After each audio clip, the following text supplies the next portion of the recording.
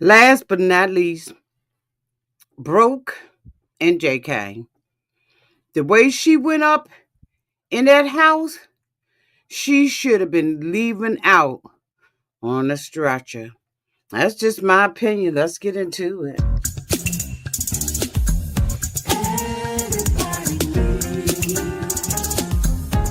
A sweet old auntie.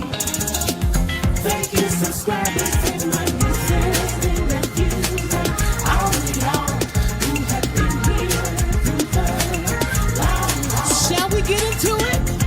Oh, yes, we shall. It's time for auntie advice. Sweet old. It's time for auntie advice. Oh, yeah. It's time for auntie advice.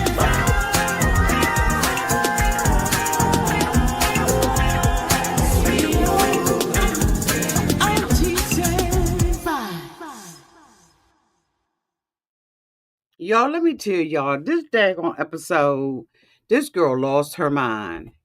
It appears that since Broke is not working, the only thing that she is doing is riding around looking for JK. That girl must own stock in Exxon, Shell, and some more gas stations. The way she is just riding around in the car, calling JK all day. Where are her boys? And who is taking care of them? Or is she doing this stuff while they in school? Ooh, that hurt. Like, where did she work? What did she do all day other than ride around looking for JK? Meanwhile, he over there downtown to Alex's house trying to find out whether or not that's his baby. He's saying that he basically loved the girl, right? But he's stuck with Broke. But he don't have any respect for Broke because he don't pick up none of her telephone calls. He don't do anything for this girl. This man is not contributing anything to either one of these women's lives. Now, Alex basically let him know you have to wait until the baby is born for you to find out whether or not it's your baby or not. It's a 50-50 chance. Now, mind you, Broke is steady calling him on the phone, telling him, just pick up the phone. Why would anybody who's out enjoying themselves, doing what they do with the woo woo and the boo boo boo, ever pick up her telephone calls? She calls JK and say it don't take nothing for you to pick up the phone. Like, why would he? Anyway, she's riding around. We see her on this one lane street that forks off. She said if she go to the left, then she's gonna be going to Alex's house. If she go to the right, then she's gonna be going to JK's house. Now, mind you, she should have went to Alex's house earlier during the day because it's nighttime now, and she's still rolling around looking for this mofo, right? So she gets to JK's house. Now, prior to her getting to JK's house, JK is in the house with his mother and his father. And he is telling them that, basically he's ducking Broke. He's going to go in and take him a shower. And, if she come, tell them he's not home. Now, mind you, he didn't hide his truck. He didn't put it in the back of the house where she couldn't find it. He didn't do any of that because he just ain't got that intelligence to do anything like this, knowing that this girl will drop off anytime she wants to drop off at the mother house. If y'all hear noise, that's the two dogs playing. So anyway, she gets to the house. She knocking up on the door. Open this motherfucking door. No, it's nothing going on. Get out the window. I'm sorry. Okay, get down. They like, who is it? She is banging on the door, talk about open up this MFing door. Now, mind you, the mother told JK that she is not going to lie for him. She's not going to tell Broke nothing. But Broke wouldn't have came up and I'm trying to tell you, y'all, she would have been rolling out in a stretcher. Even when you feel like you at your calmest, right? And that you would have your right mind, stuff like this will make you pop off, even if you're not the pop off type. You're not gonna come to somebody's house and knock on the door like that. I wouldn't even have got up and answered it for. Or if I had gotten up and answered it, we'd have been scrumping right at the front door. It just is what it is. You are not going to roll up on anybody's house acting like that. Let me shout out my members. Hey, there's Sugar 48. Hello, Charlotte Bain. What's up, Kimberly? How you doing, sweetie? Anybody else in here? I know it's the middle of the day. And y'all ain't used to me being out here, but I got a whole lot of videos that I got to get done. Okay. And I failed to finish these yesterday. But anyway, here we go. So the father's like, oh, hold on, why you knocking on the door? Is JK in here? And so the father's like, no, he ain't home. It's the stepfather. He ain't home. And she said, his truck is out here. He said, well, maybe he walks somewhere. She said, his fat ass ain't walking nowhere. Y'all, I'm trying to tell you.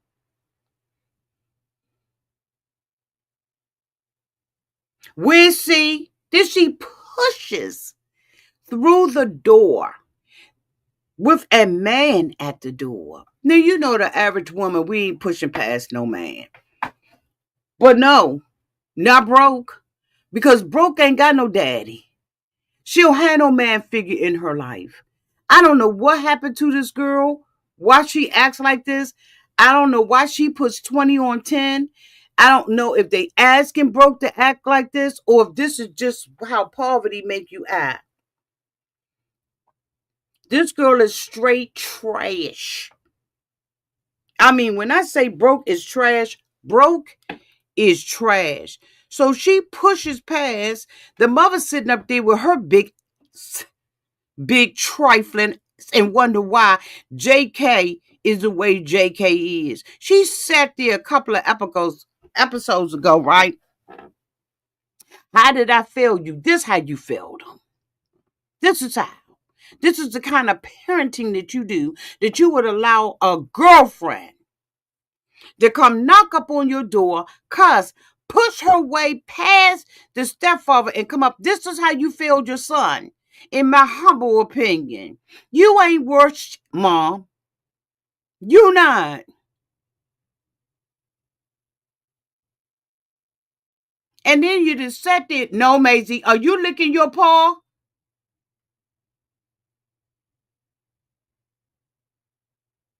Do you need a comb?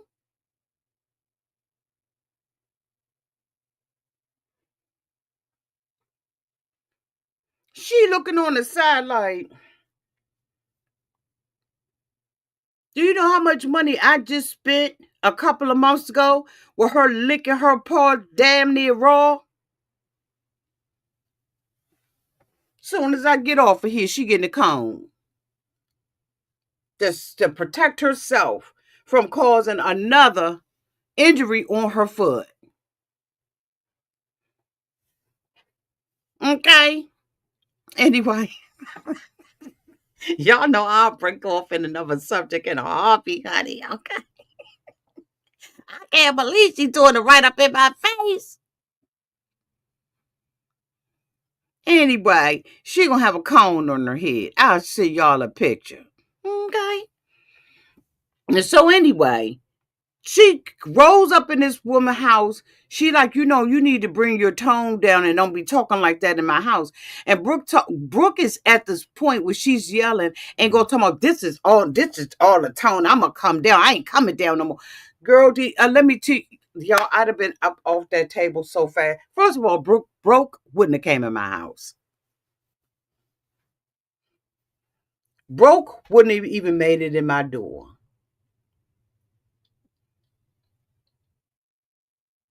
Let alone sit there in my house cussing and hooping and hollering and saying, where's your son? If you don't,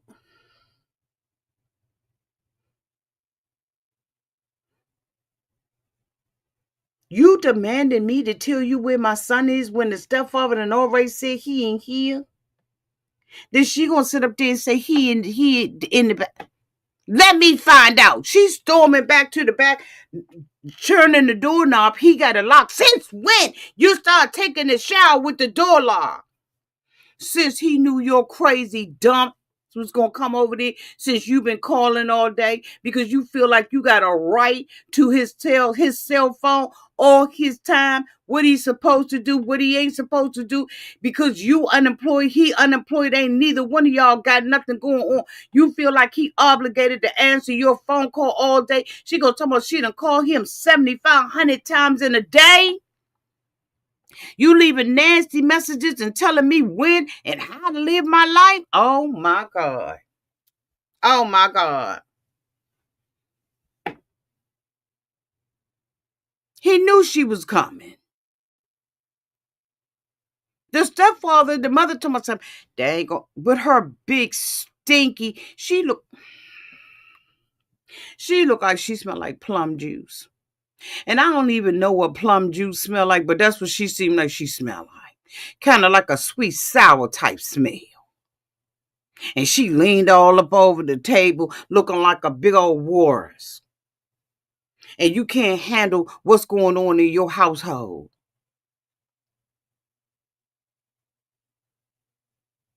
They ain't gonna use that language in my house. How about let's talk about how shouldn't even have been in the house like that from the giddy up. How about we talk about that? We're not even gonna talk about her conduct in the house. We're gonna talk about why is she there? Why is she there? Excuse me, y'all. Y'all hear my stomach? I'm hungry.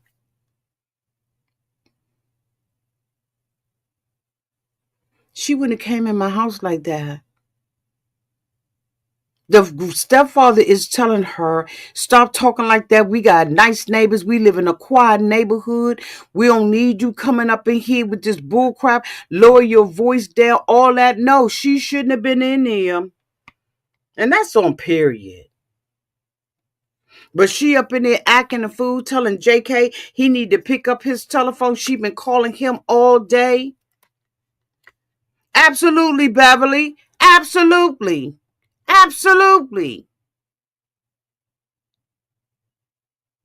Absolutely. This girl done lost her daggone mind. But I'm going to help you find it. Real quick. The audacity of her to come up in somebody's house and act like that. What kind of influence does Brooke's mother have over her? Where are Brooke's children? She running after somebody that ain't even her baby daddy. What?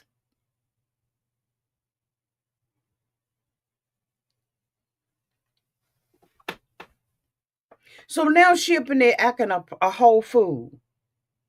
Up in these people's house. Yo, I'm trying to tell y'all. Brooke would not have gotten over that threshold. She just wouldn't have gotten over the threshold. She wouldn't have made it, y'all. You know that song by the Winans, millions could have made it, millions should have made it, but I was one of the ones who did. She wouldn't have made it.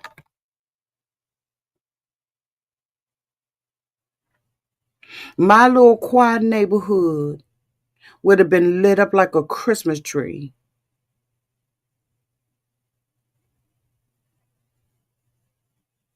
This girl mouth is so foul and reckless. And she needs to be medicated, in my humble opinion. She comes in there, she's cussing at JK. You should have picked up your phone. JK is saying, don't come up in my mama. Why you in my mama house like this? The mom is saying, I don't want them to talk like this. The stepfather is in the hall. And these are older people. Like, they are not young.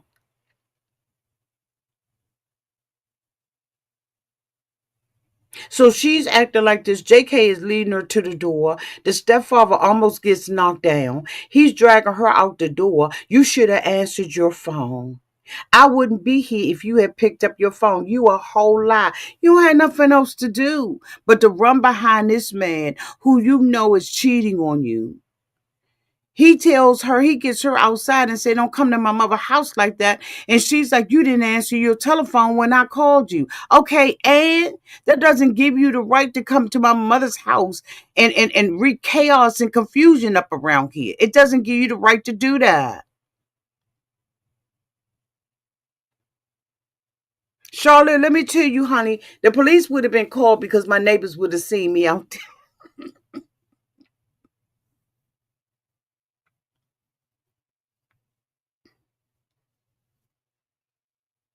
They would have been called for a whole different reason. And this show wouldn't have been to get Brooke out of there.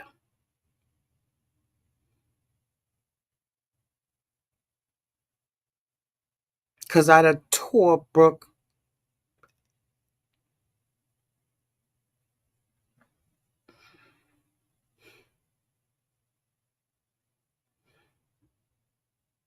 Sometimes you have situations and circumstances in your life where it's worth going off. And this would have been one that would have been worth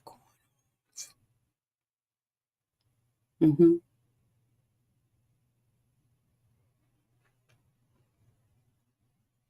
He gets her outside and she is steady hollering and doesn't realize that she has just violated his mother and father's home. And I can't understand why they treat this girl like this, but she doesn't deserve it. There's nothing about Brooke that deserves the kind of restraint that they are showing. Because once you violate somebody's home, you can't go no lower. How much lower can Brooke go? She already in the mother house and was cooking, living there, sleeping on an air mattress in the living room, taking some kind of cream or whatever they was doing to make sure her pregnancy stayed. She came up in there with a pregnancy test. She wasn't pregnant. She would be gone. The stepfather said JK needed to be gone. He sat on that sofa and said, this is what you call a toxic relationship. But y'all knew it was toxic with Brooke and JK from day A. This is no surprise.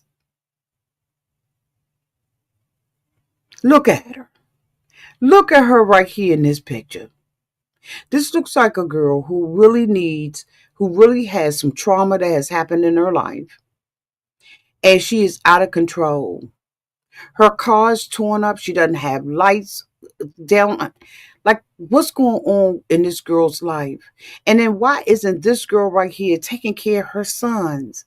She is running around following a man who may have a baby with someone else. Alex, the thing about it is JK don't act like a butt over at Alex's house. He's very respectful of Alex. But then he gets to his own mother's house and he's disrespectful and allows Brooke to come in and be disrespectful. She is delusional because, like Charlotte said, Alex knocked her on her butt. But she thinks she won that fight. She thinks that she put a hurting on Alex, and in all actuality, she didn't. No, she didn't.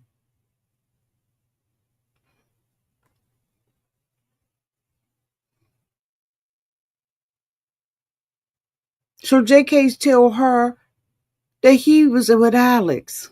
And she's like, for what? In the upcoming preview, it shows that she smacked him. She literally put her hands on this man. Out of control. She tells him that they just had a talk and he made all his promises on a little $5 date he took her on. She said that he made, promises to her and he ain't keeping the promises to her. Well, he doesn't want to be bothered. She calls JK and she tells JK, I know you got the phone in your hand. So then move on, sis. It's obvious that he's ignoring you.